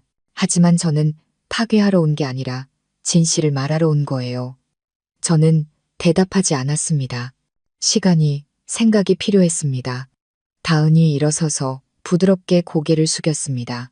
이만 가볼게요. 언니가 준비되면, 확인하고 싶은 게 있다면 언제든 연락 주세요. 제 아이가 인정받지 못하는 핏줄로 자라게 하고 싶지는 않아요. 그녀는 한낮의 따가운 햇볕 속을 천천히 걸어가기를 나섰습니다. 저는 복사된 종이를 꽉 쥔 채 멍하니 앉아 있었습니다. 머릿속은 뒤죽박죽이었습니다. 결말은 명확하다고 생각했습니다. 내가 이겼고 민주는 졌으며 나와 내 딸은 과거에 얽매이지 않고 새로운 삶을 시작할 것이라고요. 그런데 이제는 어떻게 해야 할까요? 만약 다은의 말이 사실이라면 저 아이 역시 민준의 핏줄입니다. 제가 아무리 그를 미워해도 무고한 아이를 외면할 수는 없었습니다. 저는 오랫동안 앉아 있었습니다. 해가 기울어 가게 안으로 길게 그림자를 들이울 때쯤 저는 일어나 안으로 들어가 작은 서랍을 열고 2개의 유언장을 꺼냈습니다. 나란히 놓인 2장의 종이, 2 여자, 2 아이, 그리고 너무나 많은 잘못을 저질렀지만 어쩌면 후회할 줄도 알았던 한 남자. 저는 눈을 감고 속삭였습니다. 민준 씨, 도대체 내게 또 뭘 숨긴 거죠? 그날 밤, 뜬 눈으로 밤을 새웠습니다. 저는 집 한가운데 작은 식탁에 앉아 있었습니다. 앞에는 2개의 유언장이 놓여 있었습니다. 한 남자로부터 시작된 2개의 다른 인생 조각을 담고 있는 종이었습니다. 저는 제가 민준이라는 사람을 다 안다고 생각했습니다. 그가 법정에 서고 명백한 죄로 처벌받았을 때 그의 모든 거짓말이 드러났다고 믿었습니다. 하지만 제가 한때 사랑했던 그 멀쩡한 껍데기 속에는 여전히 깊숙이 숨겨진 것들이 있었습니다. 다은은 많은 말을 하지 않았지만 저를 불안하게 만들기에는 충분했습니다. 7개월 전에 작성된 또 다른 유언장이라니 왜 2개나 있는 걸까요? 그리고 더 중요한 것은 다은은 싸우고 싶지 않다고 했지만 만약 그녀가 합법적인 서류를 제출한다면 법원은 나중에 재산을 다시 분할할 수도 있었습니다.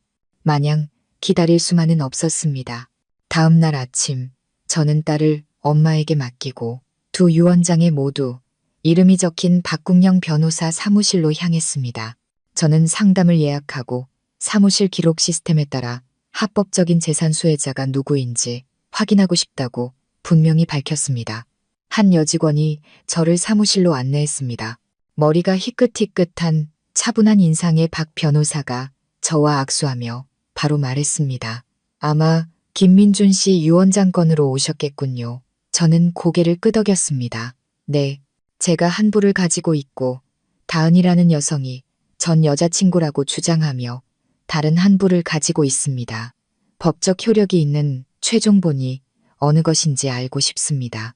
박 변호사는 서류를 꺼내 컴퓨터로 잠시 확인하더니 고개를 들고 천천히 말했습니다.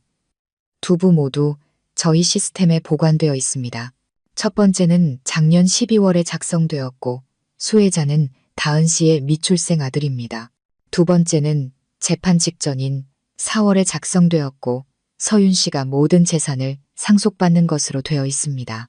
법적으로 이의가 제기되지 않는 한 나중에 작성된 유언장이 최종 효력을 갖습니다.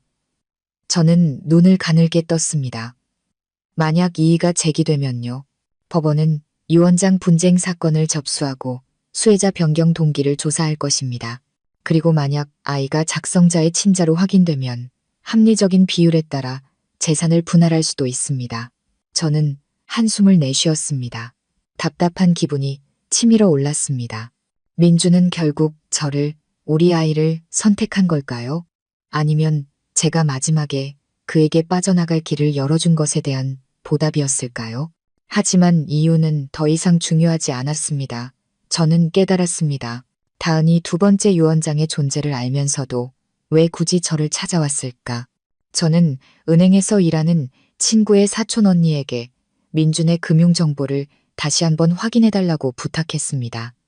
재산을 더 찾고 싶어서가 아니었습니다. 며칠 동안 제 머릿속을 맴돌던 질문 때문이었습니다. 수감을 앞둔 민준 같은 사람이 왜 서둘러 유언장을 2개나 만들었을까? 그는 대체 무엇이 두려워서 재산을 그렇게 명확히 나누려 했을까? 이틀 후 저는 언니에게서 문자를 받았습니다. 서윤아, 찾았어.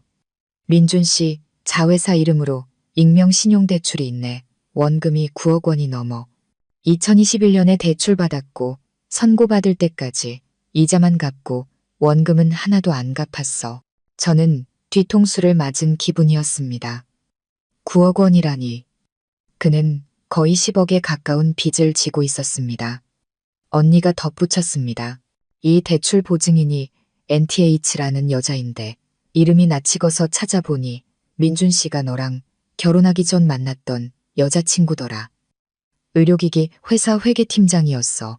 저는 제 눈을 믿을 수 없었습니다. 결혼 첫해 민준이 향미라는 여자와 몰래 문자를 주고받던 기억이 떠올랐습니다. 제가 묻자 그는 그냥 옛날 친구라고 했습니다. 시어머니가 그 향미라는 여자를 언급할 때마다 불편해하던 눈빛도 기억났지만 저는 그냥 넘어갔었습니다. 이제야 알겠습니다. 그 관계는 결코 끝난 적이 없었고 심지어 그 여자는 그를 대신해 빚보증까지 서줬던 겁니다. 저는 언니에게 지금은 회사를 옮겨 재무 컨설턴트로 일하고 있는 향미 씨와 연락해달라고 부탁했습니다. 우리는 강남의 한 카페에서 만났습니다. 향미는 세상 풍파를 겪은 듯한 피곤하지만 여전히 날카로운 눈빛의 여성이었습니다. 제가 단도직입적으로 물었습니다. 그 사람 아이 임신한 적 있으시죠? 향미는 바로 대답하지 않았습니다. 잠시 후 그녀가 작게 고개를 끄덕였습니다. 네, 임신했었어요. 하지만 지웠어요. 낳고 싶지 않아서가 아니었어요. 그가 저를 속이고 동시에 당신과 결혼했다는 사실을 알았을 때 더 이상 그 사람을 믿을 수 없었어요. 저는 그 자리에 얼어붙었습니다. 향미가 저를 보며 원망 없는 목소리로 말했습니다. 당신을 탓하지 않아요. 오히려 용감하다고 생각해요. 제가 오늘 여기 온 건 만약 당신이 민준의 재산을 상속받기로 결정했다면 상처받은 사람이 당신 혼자가 아니라는 걸 알아줬으면 해서예요. 그리고 누구도 아이를 이용해서 뭔가를 쟁취하려 들게 놔두지 마세요. 저는 주먹을 꽉 쥐었습니다. 세상이 빙빙 도는 것 같았습니다. 한 남자, 세 여자, 그리고 세 번의 사랑, 혹은 적어도 세 번의 비극.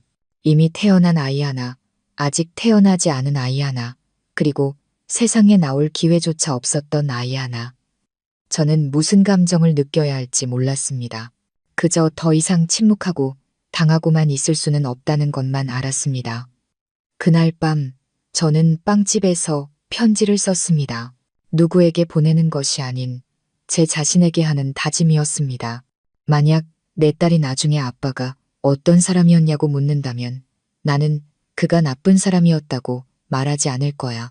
나는 그가 약한 사람이었고 책임을 질 용기가 없어서 모든 여자를 자기 방패막이로 삼을 만큼 약했다고 말해줄 거야. 하지만 이어서 말해줄 거야. 엄마는 그를 용서했다고.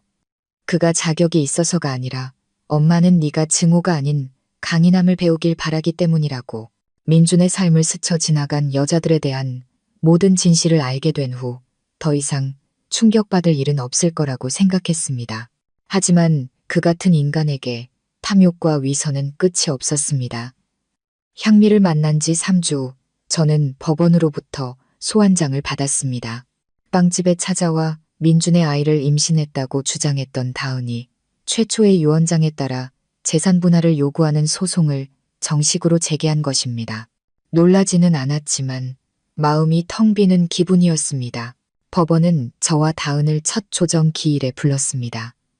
규정에 따라 양측이 합의에 이르지 못하면 사건은 민사재판으로 넘어가게 됩니다. 그날 아침 저는 정시에 법원에 도착했습니다. 다은도 일찍 와 있었습니다.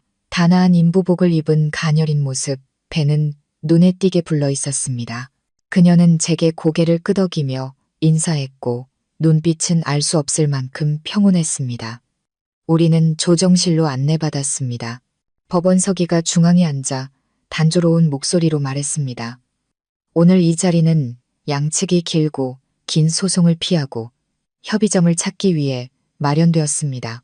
김다은 씨, 소송을 제기한 이유를 말씀해 주시겠습니까? 다은은 자세를 고쳐 앉고 부드럽게 말했습니다.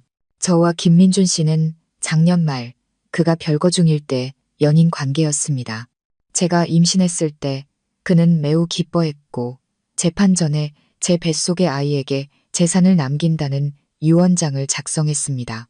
저는 공증된 사본을 가지고 있으며 법원에 제 아이의 권리를 검토해달라고 요청하고 싶습니다. 저는 말을 끊지 않고 다은을 오랫동안 바라보았습니다. 그녀는 제 시선을 피하지 않았고 오히려 모든 것을 준비한 사람처럼 침착했습니다. 서기가 저를 향해 물었습니다. 정서윤 씨, 재산 분할에 동의하십니까? 저는 두 번째, 즉 최신 유언장을 꺼내 테이블 위에 놓았습니다. 저는 다은 씨의 것보다 나중에 작성된 법적 효력이 있는 원본을 가지고 있습니다. 법에 따라 작성자가 강요를 받거나 의사 결정 능력이 없었음을 증명하지 않는 한 마지막 유언장이 우선됩니다. 그리고 저는 분할을 원하지 않습니다.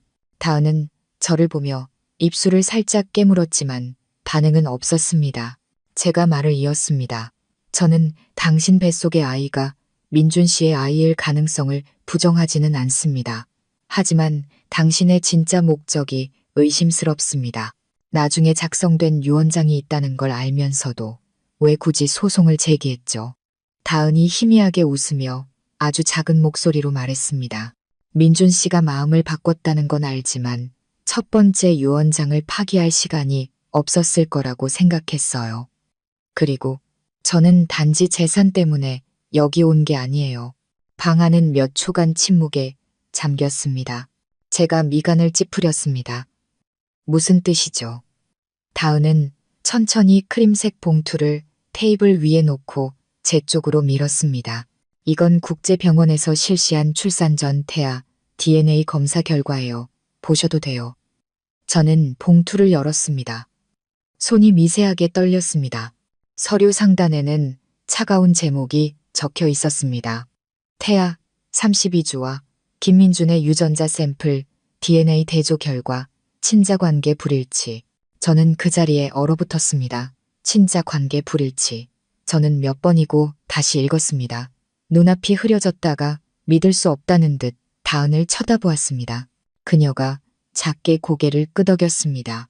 네, 아이는 민준 씨 아이가 아니에요. 저는 멍해졌습니다. 그럼 왜 소송까지 한 거죠? 다은은 저를 똑바로 쳐다보았습니다. 처음 만난 이후 그녀의 눈빛은 더 이상 평온하지 않았습니다. 눈물이 가득 고여 있었습니다. 제가 그를 마지막으로 만난 사람이었고 그가 제게 실수를 바로잡겠다고 말했기 때문이에요. 그리고 저는 생각했어요. 적어도 제가 무언가를 해서 그가 제 이야기 속에서 완전히 무의미한 사람이 되지 않도록 해야겠다고요. 저는 이해할 수 없었습니다. 다은이 이야기했습니다. 저는 전 남자친구의 아이를 임신했어요. 그 사람은 임신 소식을 듣고 저를 버렸어요. 절망 속에서 아이를 지우려던 참에 민준 씨를 다시 만났어요. 그때 그는 언니와 이혼한 후 죄책감에 시달리고 있었죠. 우리는 서로의 이야기를 나누기 시작했어요. 제가 임신했다는 걸 알았을 때 그는 아이가 누구 아이인지 묻지 않았어요. 그는 단지 아빠가 될 자격을 놓쳤었는데 하늘이 다시 기회를 준다면 이번에는 잘하고 싶다고 말했어요. 그리고 자기 아이로 받아들이겠다고 했어요. 친자가 아니라는 걸 알면서도요. 저는 입을 벌린 채 목이 메어왔습니다. 다은이 눈물을 닦았습니다. 언니가 무슨 생각하는지 알아요. 저도 제가 바보 같다고 생각해요. 하지만 저는 그가 완전히 나쁜 사람은 아니었다고 생각해요. 어쩌면 언니와 딸에게 저지른 잘못 때문에 마지막으로 좋은 일을 하고 싶었던 걸지도 몰라요. 그리고 이 아이는 그 속죄의 과정 중 일부였던 거고요. 저는 고개를 숙였습니다. 조용한 눈물이 손등 위로 뚝뚝 떨어졌습니다. 아무도 아무 말도 하지 않았습니다. 방 안은 숨막히는 침묵에 잠겼습니다. 저는 검사 결과가 담긴 봉투를 꽉 쥐었습니다. 그리고 처음으로 저를 의심하게 만들고 불안하게 했던 그 여자에 대한 미움이 사라지는 것을 느꼈습니다. 세상에는 법으로 잴 수 없는 오직 마음으로만 이해할 수 있는 일들이 있다는 것을 깨달았기 때문입니다. 조정이 끝난 후 저는 다은에게 따로 이야기하자고 했습니다. 우리는 법원 앞 벤치에 앉았습니다. 바람이 나뭇가지를 스치자 잎사귀들이 마치 우리 두 사람의 파란만장했던 삶을 어루만지듯 조용히 떨어져 내렸습니다. 저는 그녀를 보며 말했습니다.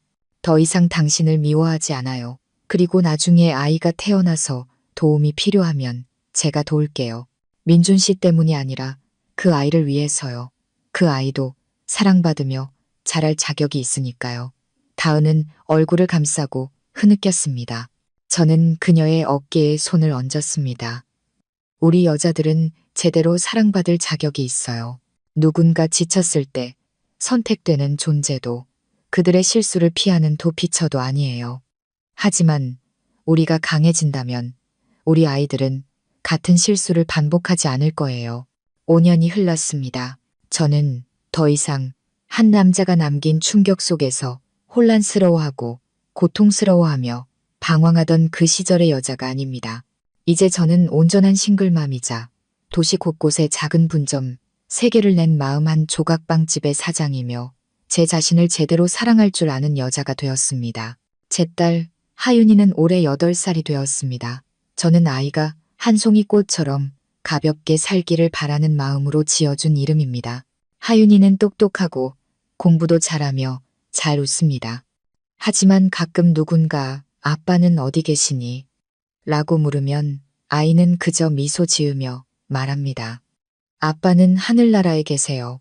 저는 아이에게 거짓말을 한 적은 없지만 서둘러 모든 것을 이야기하지도 않았습니다. 저는 하윤이에게 이렇게 말해 주었습니다. 아빠는 엄마를 사랑했었고 엄마에게 잘못도 했지만 마지막에는 너에게 좋은 것들을 남겨주셨단다. 그리고 그것이 제가 아이가 기억하기를 바라는 전부였습니다. 6월의 어느 비 오는 오후, 저는 하윤이를 데리고 시에서 주최하는 어린이 그림 그리기 대회에 참가했습니다. 저는 하윤이가 색칠과 동물 그리기를 아주 좋아해서 신청했습니다. 문화센터 광장은 꽤 붐볐습니다. 저는 아이들이 편하게 창작할 수 있도록 다른 부모님들과 함께 멀리 떨어져 앉았습니다. 부드러운 음악과 향긋한 크레파스 냄새 속에서 저는 하윤이가 그림 속 고양이에게 조심스럽게 색을 입히는 모습을 지켜보았습니다. 갑자기 뒤에서 목소리가 들렸습니다. 서윤 언니, 맞죠? 돌아보자 저는 그 자리에 멈춰 섰습니다. 다은이었습니다. 그녀는 4~5살쯤 되어 보이는 남자아이를 안고 있었습니다. 곱슬머리에 동그랗고 큰 눈을 가진 아이의 눈빛이 어쩐지 제 마음을 찡하게 만들었습니다. 제가 일어서자 다은이 미소 지었습니다. 여기서 언니를 만날 줄은 몰랐어요. 우리 애도 그림 대회에 나왔거든요. 이제는 엄마보다 그림을 더 좋아해요. 이 아이는 지후예요. 남자아이가 공손하게 고개를 숙였습니다. 안녕하세요. 저는 미소 지으며 아이의 머리를 쓰다듬었습니다. 안녕. 우리는 나란히 대기석에 앉았습니다. 더 이상 거리감도 경계심도 없었습니다. 다은은 그날 이후 소송을 취하했고 저는 약속대로 민준의 생명보험금 일부를 지후의 양육비로 지원해 주었다고 이야기했습니다. 다은은 그것을 조건으로 받지는 않았지만 저는 그것이 옳은 일이라고 생각했기에 그렇게 했습니다. 지우는 똑똑하고 건강하게 사랑 속에서 자랐습니다. 다은은 싱글맘의 길을 선택했습니다. 재혼을 거절하고 아이와 작은 책방에 모든 시간을 쏟았습니다. 그녀의 삶은 단순하고 깨끗하며 평온했습니다. 오늘 지후의 그림 주제는 내가 가장 사랑하는 사람이었어요. 저와 흰 셔츠를 입은 한 남자를 그렸더라고요. 저는 살짝 놀랐습니다. 민준 씨? 다은이 눈을 반짝이며 작게 고개를 끄덕였습니다. 저는 아이에게 아주 간단하게 이야기해줬어요. 옛날에 마음씨 좋은 흰 셔츠 아저씨가 있었는데 친아빠는 아니었지만 엄마와 너를 아주 사랑해주셨다고요. 지우가 묻더라고요. 그럼 그 아저씨를 아빠라고 불러도 되냐고요. 저는 그냥 네가 원하면 그렇게 부르라고 했어요. 저는 다은이 제 눈물을 보지 못하도록 고개를 돌렸습니다. 수많은 여자를 상처 입혔던 한 남자가 어떤 방식으로든 자신을 전혀 알지 못하는 한 아이의 마음속에 가장 아름다운 흔적을 남긴 것입니다. 저는 고개를 들어 지우를 보고 다시 하윤이를 보았습니다. 아이는 동요를 흥얼거리며 열심히 색칠하고 있었습니다. 제 마음이 부드럽게 녹아내리는 것을 느꼈습니다.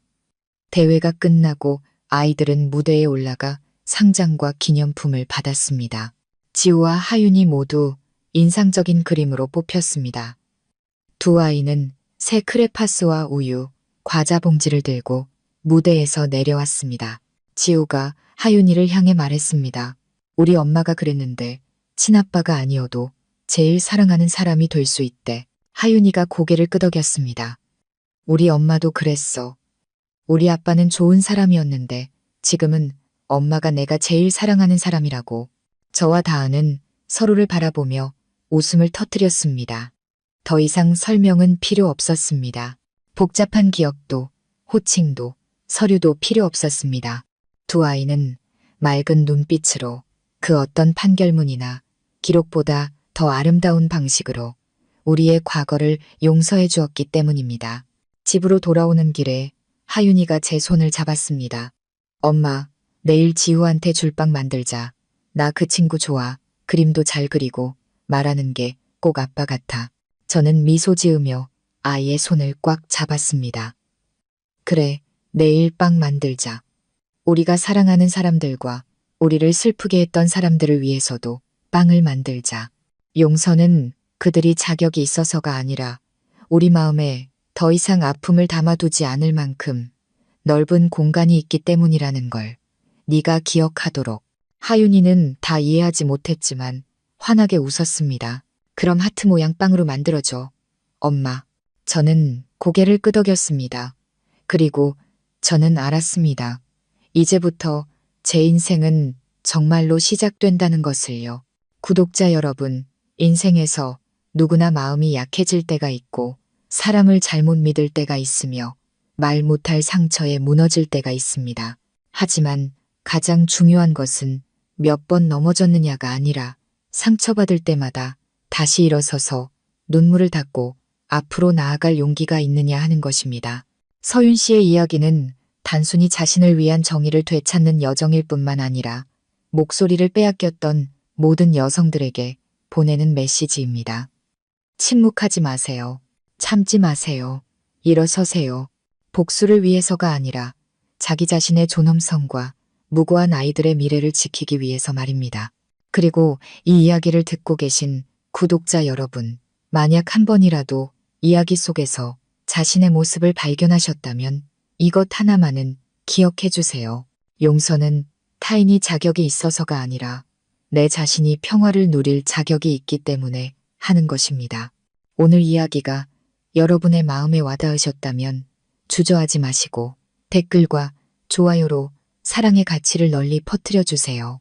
그리고 이 메시지가 더 많은 사람들에게 알려질 가치가 있다고 생각하신다면 여유로운 노후 채널을 구독해 주셔서 평범하지만 깊은 울림을 주는 삶의 조각들을 계속해서 함께 나눠주시길 바랍니다. 모든 눈물에 의미가 있고 모든 미소가 용기의 결정체인 다음 이야기에서 다시 뵙겠습니다. 감사합니다.